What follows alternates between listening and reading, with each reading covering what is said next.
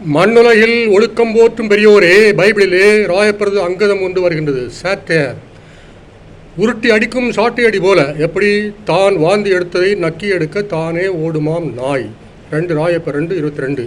அதுபோலத்தான் இருக்கிறது சமூக இடங்களிலே லேட்டஸ்ட் ட்ரெண்டை ஏற்படுத்தும் குமரிப்பெண்ணாள் செயல்.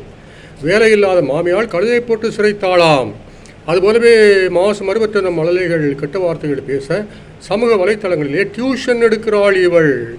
இதன் ஆபத்து தெரியாமல் பெற்றோர்கள் வாய் மூடி கிடக்கின்றார்கள். பூனைக்கு மணிகட்டை யாராவது ஒருவர் வேண்டுமல்லவா? ஆகவேதான் நான் மணிகட்டுகின்றேன். அசிங்கமான வார்த்தைகளை இவள் பேசிவிட்டு இவளை காதை பொத்துகிறாளே, இதன் அர்த்தம் என்ன?